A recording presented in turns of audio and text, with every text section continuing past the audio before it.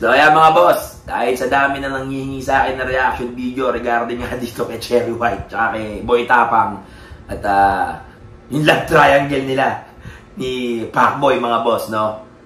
Pero bago yan, makinig ka muna makagago. So ayan mga boss, magandang gabi sa inyo lahat. Yan, ang pagbabalik ni Boss Bullet ang bumanggagi ba? Dito sa ating YouTube channel. Marami naghahanap sa atin, marami nagtatanong mga boss kung bakit daw hindi na ako nag-upload sa aking YouTube channel. At marami na naghahanap at nakakamiss syempre na nag-iisang Hype King. Wala doon nawala ako sa social media, bihira ako mag-upload, lalo-lalo na dito sa YouTube channel ko. Parang nawalan daw ng buhay ang mga hype at kaganapan dito sa YouTube mga boss, no? Lalo-lalo na pagka bumabanat si Boss Bullet ng bumanggagi ba ng mga real talk. Maraming nagre-request sa akin mga boss, sobrang dami kong messages. Mula pa noon, nung mag-umpisa tayo syempre sa FPJ's Batang Quiapo mga boss. Hindi dahil sa pinabayaan ko yung aking YouTube channel at ang aking Facebook page syempre. Sobrang busy lang tayo dyan. At syempre alam nyo na mga boss, mula nung napasok tayo dyan, marami tayong kinukonsider. May mga dapat tayong iwasan. May mga bagay tayong hindi natin basta-basta magagawa. Kagaya nung ginagawa ko dati. Pero ngayon mga boss, eto na. Pasensya na kayo, minamalat ako Solid yung shooting namin no karani. Sigaw ng sigaw. Abangan nyo yan mga boss. Ang solidong eksena ng Batang Tondo. Siyempre, yan ng Batang Quiapo. Ngayon, dito muna tayo mga boss sa issue ni Cherry White, Pacboy, at saka ni Boy Tapang. Mga boss, maraming nagre-request sa akin noon pa na bumalik ako sa pagbibigay ng reaction video. Alam nyo naman mga boss, pag nagbigay ng reaction video si Boss Bullet ang bumanggagi ba? Talagang ma-hype ang mga nanonood. So, eto na mga boss. Dahil sa sobrang dami nagre-request at sa demand na magbigay ako ng reaction video, marami nang naglabas ng mga video regarding dito nga sa issue ni Boy Tapang, Pacboy, at saka ni Cherry White, no? Lumalabas na love triangle. Ano raw ba yung katotohanan dito, mga boss? Yan ang katanungan ng karamihan. Ito ba content lang kagaya ng ginawa ni Boy Tapang at saka ni LJ Satterfield, mga boss? Alam naman, lahat naman siguro napanood nyo yan na para lang mayroon kayong abangan, panoorin. Kailangan nilang gumawa ng masasabi natin na kasinungalingan, mga boss, no? Realidad yan. Sana wag masasaktan tong si Boy Tapang, no? Dahil kabisaya natin yan, mga boss. Nakita nyo naman, ever since before, sinuportahan ko yan. May mga bagay na hindi arok ng ating mga pag-iisip, mga boss. Natatawa lang talaga ako Kasi eto mga boss, pinangyari dito kay Boy Tapang, Cherry White at saka kay Pacboy. Si Pacboy, mga boss. No? Talaga namang pag-uusapan ng lahat dahil hindi tayo mapamintas, mga boss. Hindi naman tayo maganda lalaki. Alam niyo naman yan, si Boss Bullet, yummy lang. Gunggong! Barinig kita sa mukha Pero maraming nagtatanong, syempre, kahit na nalilibang ang mga nanonood dito kay Pacboy at kay Cherry White. Katotohanan ba kung ano meron sa kanilang dalawa? Titignan nyo naman syempre mga boss, si Pacboy. Diba? Nakilala sa social media, maraming followers yan. Ganoon din naman to si Cherry White. Sinubaybayan sila, nagustuhan naman ng mga tao. So nabibigyan din naman kayo ng kaligayahan, nabibigyan kayo ng mapaglilibangan, mapapanood at aabangan araw-araw sa mga content na ginagawa nila. So kung totoo man o hindi, yung naging relasyon nila, bottom line is, napasaya nila kayo. Pumunta tayo sa best part. Mamaya na, syempre. Yan na kayo, binabalat ako Eto nga mga boss, tinatanong nila ako sa opinion ko daw ba kung yung bang relasyon o ginagawa ni Cherry White tsaka ni Fuckboy ay totoo ba? Siyempre, nakita naman ng iba na nakasama ko si Cherry White sa vlog. Tapos ito si Fuckboy, hindi pa naman talaga namin to. No, kaya wala akong karapatang manghusga ng tao kung ano ba talaga yung pagkatao nito dahil hindi ko pa naman siya nakasama. Si Cherry White, minsan ko lang din nakasama yan. No, napakakwelang tao. Kung titignan mo siya, talaga namang very attractive tong si Cherry White. Kumbaga, very sexual mga boss, no? Ako kasi hindi ako basta-basta na-attract sa mga ganyan, no? Pwede na! Dahil pihikan si Boss Bulit ang bumanggagi ba eh. Mahilig lang ako makipaglandian mga boss, no? Pero hindi ako hindi ako easy to get. Pwede ba ilayo mo sa akin to? Ayoko makita ito, maita ulo ko. So ito nga, marami nagtatanong sa akin kung naisahan o naka-score daw ba ako dito kay Cherry White. Eh, wala ako akong balak, no mga boss. Dahil may sarili. Kasi, ang tingin nila kay Cherry White mga boss, marami, ito it's a fact. No, real talk to. Ang tingin kay Cherry White, balandi, no, mga boss. Pok-pok, yan. Bukang kayo pumapatol, yan ang tingin nila.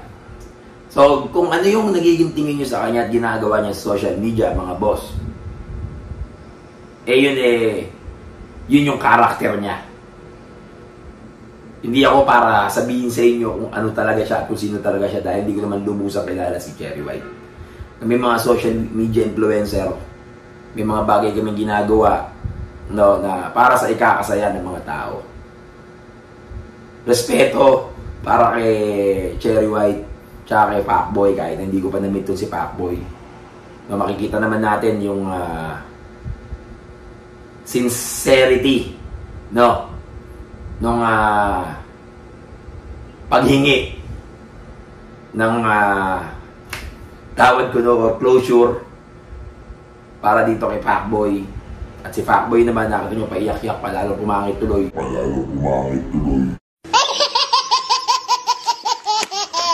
O hindi ako nagsabi niya na marami na nagko-comment.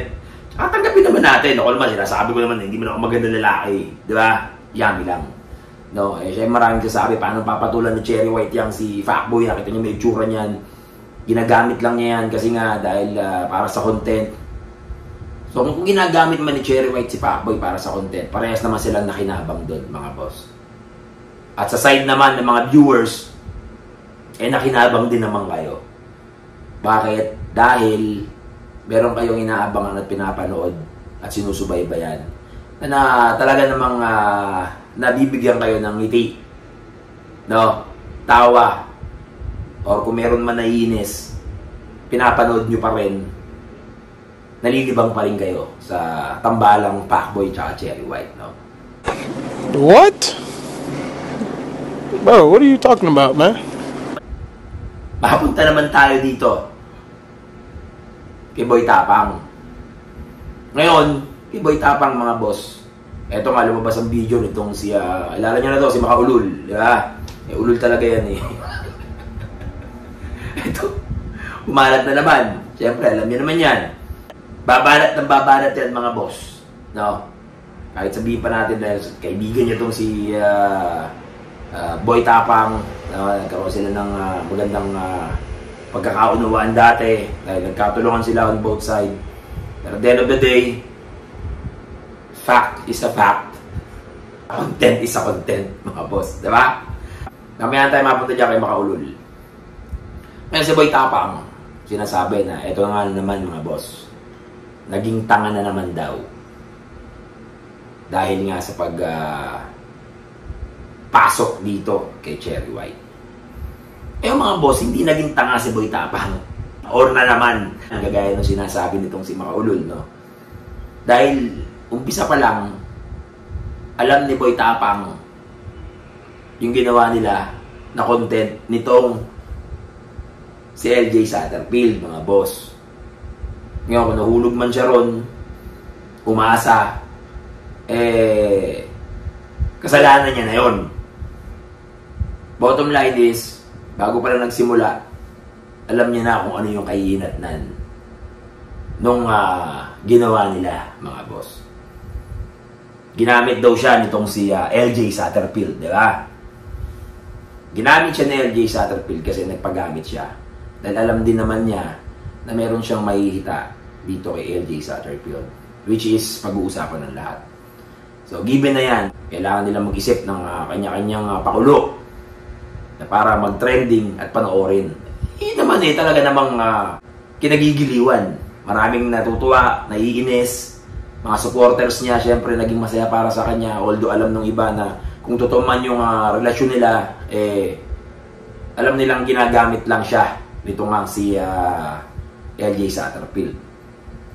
Moving forward tayo, napunta rito ngayon yung mga boss kay Cherry White. Nagulat talaga yung lahat. Kahit ako nagulat. Dahil lang pagkakaalam ko lang, nung makita ko at papanood ko yung content nila, it's a collaboration, mga boss. No? Kahit sino naman Cherry White yan and Boy Tapang yan, mga boss. Diba?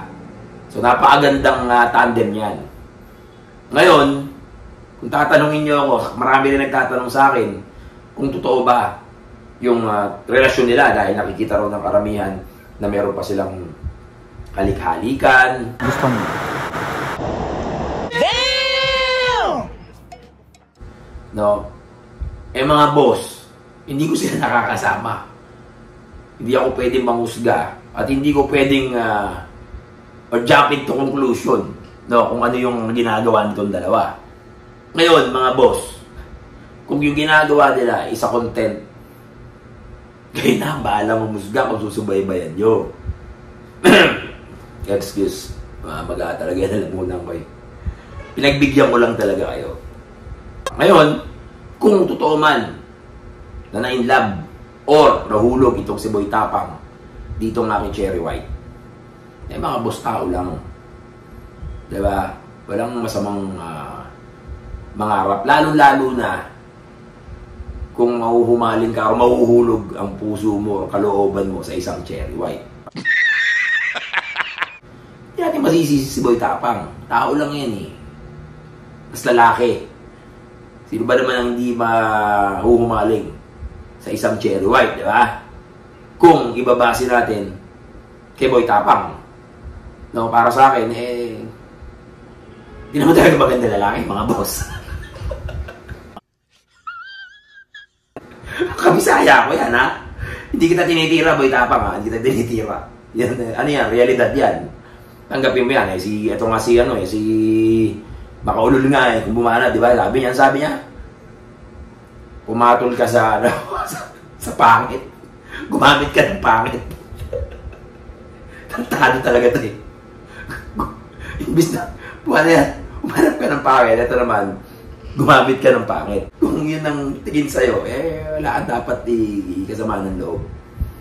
So, ito nga mga boss, yung opinion ko daw sa relasyong Boy Tapang at Cherry White.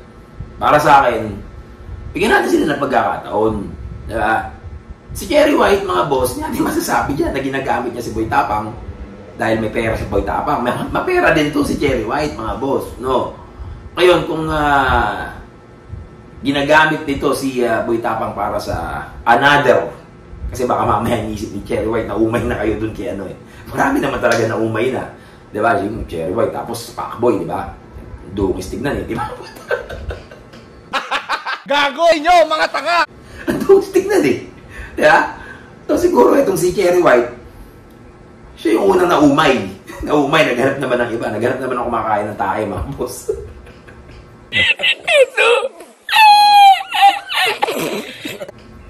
Pero mga boss, teka muna.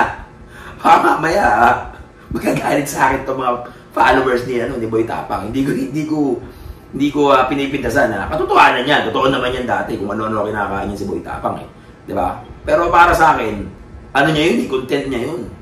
Walang inuurungan to. Kakain ng sili, lahat hilaw na. Lahat, ang daming kinain ito, mga boss, diba? Which is ako, kung tatanungin mo, marami rin naman ako kayang gawin, mga boss. Pero siyempre, di ko kayang gawin yun. Kanya-kanya naman tayo ng karapatan na gusto natin gawin sa buhay natin. or gagawa tayo ng content, yun yung part na ginawa niya. Which is talaga naman, sumikat naman siya, nakilala, nasaan ba siya ngayon? Di ba? So, nagsimula siya doon, na-survive niya, nakarating siya kung nasa siya ngayon. So, it's well-deserved. Well-deserved yan, mga boss. No? Ngayon, ito kay Cherry White. Ano nga ba yung pumasok sa utak nito si Cherry White? Bakit pumatol dito? Hindi sa akin to, ha? Tanong ng karamihan to. Bakit pumatol dito kay Boy Tapang? Di ba? Ang dami naman dyan. Sigurado, I'm sure. Marami dyan na mayayaman din, maganda lalaki pa, di ba? Na pwedeng maging karelasyon nitong si Cherry White. Dahil Cherry White is maalindog si Cherry White. Ngayon, ang tanong is, si Cherry White ba, naghahanap ba ng mas mayaman sa kanya or magandang lalaki? Na alam naman niya, ang ending, maaaring lokohin lang din siya at gamitin.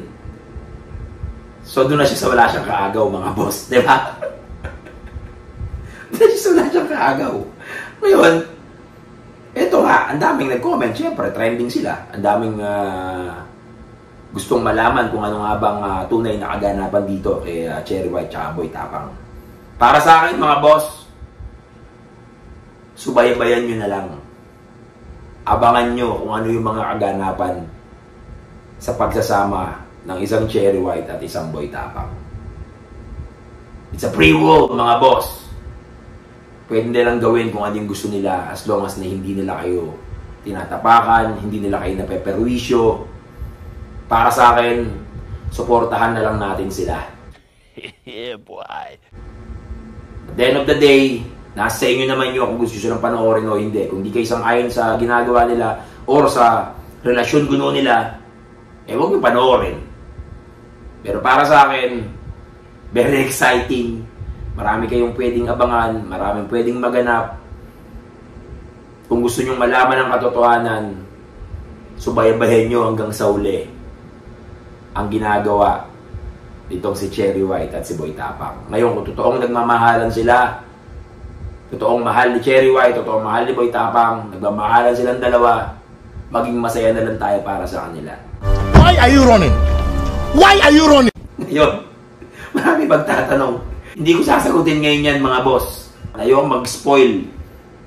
Gusto ko meron kayong aabangan, susubaybayan. Kung matutuwa kayo, maiinis kayo, bahala na kayo. Pero para sa akin, abangan nyo kung ano yung magiging tunay na hatol ni Boss Bullet ang bumangga, diba? Sa tambalang Cherry White at Boy Tapang. Tapos, ang susunod natin ay yung mga bumabanat naman dito sa tambalang Cherry White at Boy Tapang. Number 1 na dyan, mga boss, si Makaulol. Abangan niya. So, ayan, mga boss, syempre maraming salamat. Muli nagbabalik tayo dito sa ating YouTube channel. Subaybayan nyo yung mga susunod pa natin mga vlogs, mga reaction video na gagawin natin, especially sa mga celebrity, sa mga influencers. I-share natin sa inyo kung ano yung nasa puso at nasa isip natin sa mga kaganapan na nangyayari sa paligid, mga boss. Dito sa ating YouTube channel, syempre, Boss Bullet ang Bumanggagiba, at sa ating Facebook page, Boss Bullet ang Bumanggagiba. So, ayan, mga boss, hindi man kumpleto, hindi man nasagot lahat ng katanungan nyo dahil gusto ko meron kayong inaabangan araw-araw at nakakapag-isip din kayo ng mga bagay-bagay na ano nga ba ang totoo. So, ayan, mga boss, wala sa nag-iisang mandalig, Boss Bullet ang Bumanggagiba.